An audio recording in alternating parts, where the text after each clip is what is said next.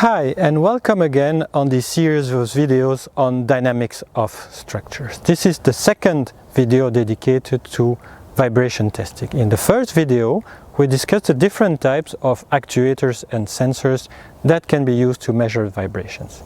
In this video, we will focus on how to acquire this data and how to post-process it to measure frequency response functions.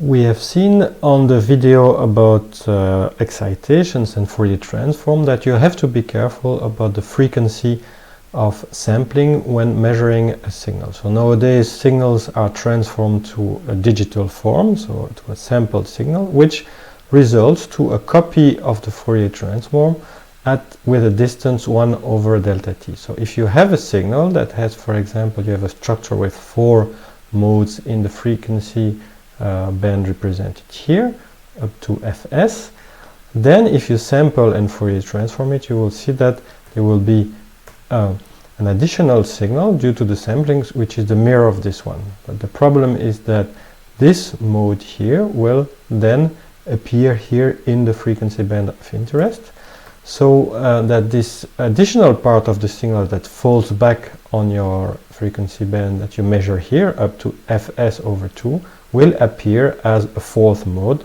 but at the wrong frequency. So you have to be very careful about that. One way, of course, would be to increase the sampling frequency so that the mirroring appears here later. But another possibility is just to use anti-aliasing filter. So this is what is done in most data acquisition systems, where the filter is used to cut out the frequencies that are above Fs over 2 to avoid the overlap. So when measuring dynamic data, it is important to choose the right sampling frequency and to use anti-aliasing filters when appropriate. Frequency response functions are a dynamic signature of structures.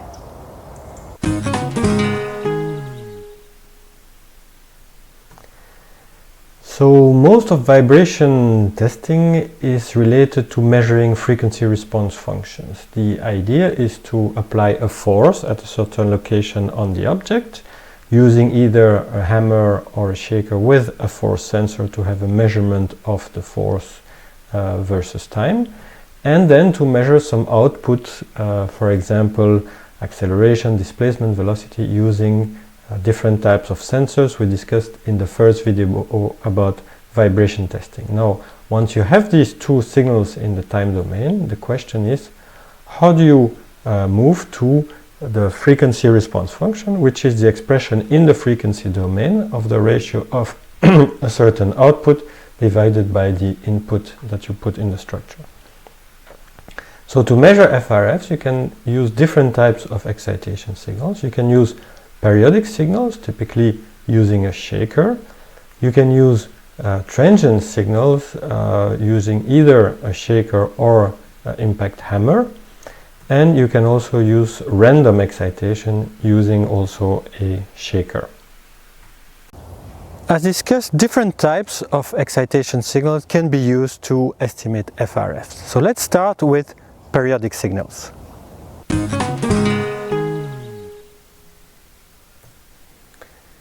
So when you have a periodic excitation, both signals, both the input and the output, are periodic. So you can use the discrete Fourier transform, which is written in this form. So we have an infinite series of coefficients multiplied by e to the power of in omega 0 t, where omega 0 is the fundamental frequency. You can do the same for the force, which is also periodic, and so once you have the coefficients xn and fn, which depend on these multiples of omega 0, you can compute hn, which is equal to xn over fn. So this frequency response function is defined as discrete multiples of omega 0, but in practice, as the signals are sampled, this integral here reduces to a sum, and the frequency interval is only from 0 to Fs over 2.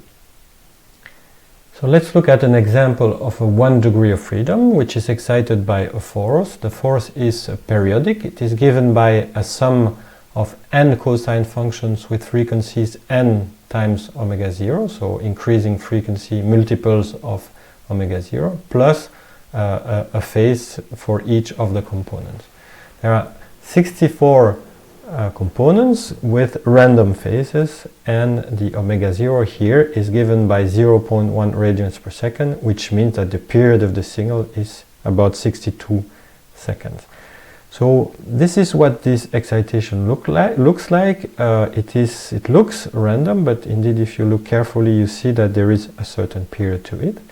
And now if you look at the displacement of the mass as a function of time, you see that in the beginning you have a transient, but after this transient the signal is indeed also periodic.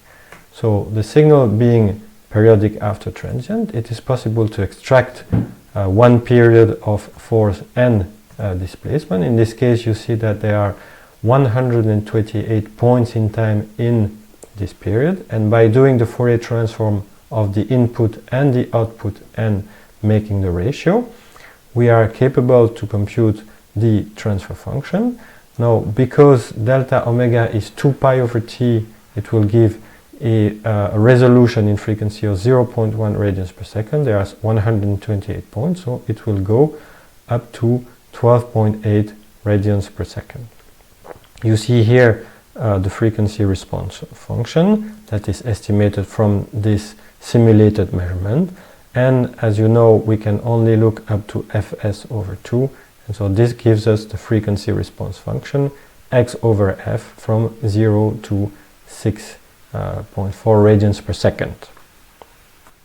Now in reality you have noise on the signals, and so you can get a better estimate by using averaging. So you will divide your full signal in several periods and make an average. So you have the FRS measured over a period I, given here by h and I, and you will make an average at the top of the Fourier transform of the response, so the x and I, and at the bottom of the f and I. Let's take an example. So you see here a period without noise, and here some noise added on the output. If you do the Fourier transform only for this period, you will get this transfer function, which looks quite noisy here. But if you do an average over 15 periods, you see that you can quite reduce this amount of noise here in the tail of the FRF. One thing you have to be very careful about when you do periodic excitation and measurements of FRF is synchronization. So if you are measuring indeed over a period of a sine here, you will see that the Fourier transform gives you an exact value here of the coefficient at the exact frequency of the sine function. Now, if you are not synchronizing correctly, and so you stop a little bit before the end of the period, you will see that in the Fourier transform you have some sidebars here, which is called leakage. So what it means is that the energy of the signal is not only at that frequency, but there are small components at other frequencies, side frequencies. So the main signal here is leaking into these other frequencies. If you are here bad in the synchronization and going a little bit too far, you see that actually it corresponds to the signal being repeated, and so the signal is strongly distorted at this point. In this case you have a large leakage. Now, what are the ways to reduce this leakage? One way that is used currently is to use a windowing function, and this is before the Fourier transform. So you are going to multiply your signal here by a window function, which is 0 at the beginning and 0 at the end, to ensure periodicity of the signal when it is repeated, and so to avoid this local distortion of the signal. So the result of your signal is this one. And there are different types of windows. So the rectangular window is actually doing nothing. So it's just multiplying by a constant over the whole length of the signal. The Hanning window looks like this. So starting from 0 and ending at 0. And another common type of window is the cosine taper or Tukey window. So let's see how these windows can reduce the effect of leakage. So if you have a large leakage like here, when you stop after the period, largely after the period, and you have a distortion of the signal, if you apply the Hanning window, you see clearly that the leakage on these side lobes is quite reduced. There is still some leakage, of course, but it's quite reduced. And with the Tukey cosine taper window, you also have a reduction which is actually larger than for this. So the closed side lobes are lower, but they extend a bit further in the frequency range. Using periodic signal to estimate FRF is usually a good choice. Of course, in this case, you have to take care of the synchronization between your measurement length and the period in order to avoid leakage or to use a proper windowing function. Another type of excitation that is quite commonly used for estimating FRF is transient signals.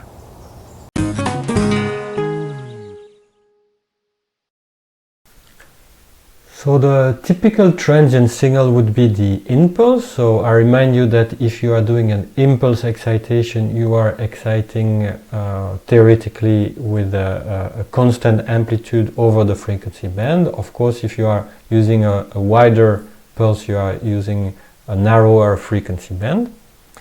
Another type of excitation is sine burst. So this is when you are using a short sine windowed by a function to start from 0 and to 0. In this case, you are applying a short excitation but in a narrow frequency band around the frequency of interest. Another transient signal would be the chirp, where you are exciting with a sine that is changing its frequency and then stopping. In this case, you are going from a low frequency to high frequency to have also a wideband excitation, like in the case of the impulse excitation. Now, for all these types of signals, what you have is a signal that is limited in time. So the idea is to repeat this signal over several periods. That allows you to do some averaging and have some better quality of FRF measurement. And so you're basically going to do the same processing as periodic signals, because if you repeat these signals limited in time, you have a periodic input signal and you will have a periodic output signal. Let's look at the example of the impulse response. So we are considering again the same 1 degree of freedom as previously. We have an impulse, which is here with a delta t close to 0. And we are going to do the Fourier transform of both the output, so the impulse response here, well-known impulse response, and the input, which is a constant in frequency. So this will lead us to the frequency response function given here using DFT on both the input and the output, as we have shown previously. So if you consider noise on the output, which is here clearly visible in the tail of the impulse response, what you should do is to use a different type of window called an exponential window. So the idea is that by putting less weight on the tail where there is more noise, you will have less effect of the noise. So the result of the multiplication of the impulse response with the exponential window is given here. And we see here that if we extract and estimate the frequency response function without window, you will get quite some noise here in the tail. And if you are using the exponential window, you can decrease the effect of noise in this part of the spectrum. So there can also be some noise on the fourth sensor measurement. So after the impulse, which is measured here, you can have a little bit of noise. And the way to reduce the effect of this noise is to use a so-called force window, which also focuses on the early part of the signal and then cuts out the noise. Now, I would like to highlight here the importance of choosing well your window, because in a data acquisition system you can pick the type of window that you want. And a very typical default windows in the data acquisition system is the Hanning window. So if you're using the default window and using an impulse response, you see here that if you multiply this impulse signal with the Hanning window, this is what you get. So you are focusing mainly here in the center of the signal, which is mainly noise, and not on the beginning where the information is. If you are computing the frequency response function, you see that you have a very bad estimate. Of course, you can still see the peak here of the natural frequency, but this is a very noisy frequency response function. So be very careful and never use Hanning with impulse excitations. We have seen that transient signals can be treated just like periodic signals, but that the type of window to be used is rather different. The last type of signals we're going to discuss to estimate FRFs is random signals.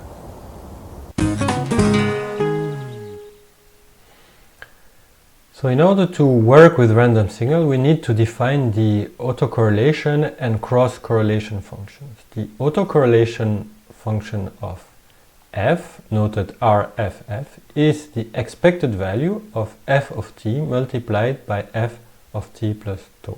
The expected value or average is the integral over time of the signal, and here we are integrating the function f of t multiplied by the function f shifted in time by a value of tau. And we do that for all values of tau to give us the autocorrelation.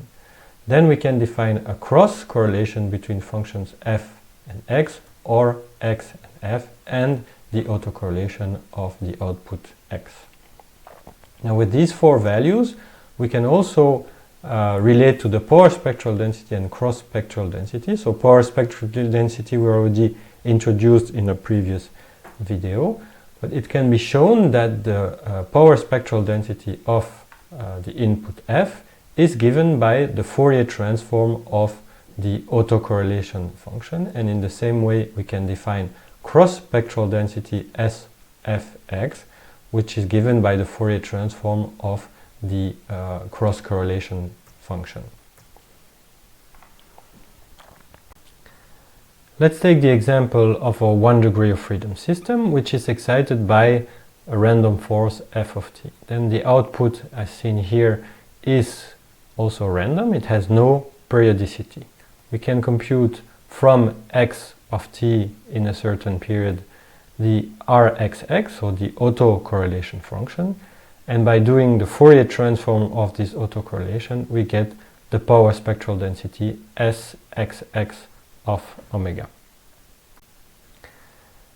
Now this power spectral density and cross spectral density can be used to estimate FRF. So it is possible using Duhamel's integral, which states that x of t is the convolution of the force and the impulse response, after a few calculations, to get the following relationship. So for example, the power spectral density of x is related to the cross spectral density here by the complex conjugate of the transfer function, and we have a similar relationship here. We know that SFX and SXF are complex conjugate, and we can show that the power spectral densities of the output and input are related to the square of the magnitude of the transfer function.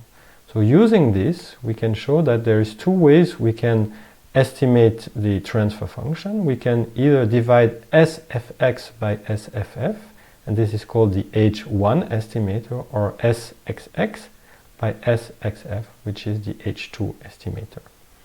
We can also compute a so-called covariance function, which is the ratio of H1 and H2 given by the norm of SFX squared divided by SFF times SXX. So as you can see, to estimate the FRFs, you basically need to compute power spectral density functions of f and x and cross-spectral densities, which lead to H1 and H2, and the coherence is the ratio of H1 and H2. So if your measurement is perfect, these two should correspond, and the coherence is 1. Now, usually this coherence is not 1 around the natural frequencies, and this is because this is where you have the highest ratio between input and output, and so the highest effect of noise and precision. So when measurements are very noisy, it also indicates that there is a coherence drop, so your measurements are not very good, and you should maybe try to improve the level and quality of your measurements. And also, this is a measure, the coherence can be shown as a measure of the linearity of the system. So when the structure is non-linear, there is a non-linear relationship between input and output, and coherence drops. So this is the example of our 1 degree of freedom excited by a random force, and using the H1 estimator we get the following frequency response function. We can also get the coherence. So as you see, the measurement here is very good. We have a coherence of 1 everywhere, but as mentioned before, you have a drop around the natural frequency. Here a Hanning window, which is the most typical one for random vibration, is used to reduce leakage because, of course, with random excitation, the signal is never periodic. Now it's worth mentioning that to compute power spectral density, which is the Fourier transform of autocorrelation, you do not have to compute this autocorrelation, because if you consider the definition of this autocorrelation and detail here the expectation, which can be seen as a convolution of x of t and x minus t, you can show that because convolution in the time domain corresponds to multiplication in the frequency domain, you can compute the Fourier transform here as the product of the Fourier transform of x times the complex conjugate. In much the same way, you can compute SFF in this way and XXF in this way. These FRF estimates based on power spectral density can actually be computed for any type of signal, including these random signals, but also impulse excitation. So the dynamic signals are measured in the time domain, and to have an estimate of the frequency response function, we have to move in the frequency domain. In order to do that, it is important to take care first, of course, of the sampling frequency used to measure data, and possibly to use anti-aliasing filters. And once the signals are sampled, there are different techniques to estimate FRH, which depend on the type of excitation. Here we have detailed 3 main types of excitation: periodic, transient, and random. And for each of them we have highlighted the importance of windows and the fact that a bad choice of window could lead to very bad estimate of FRFs.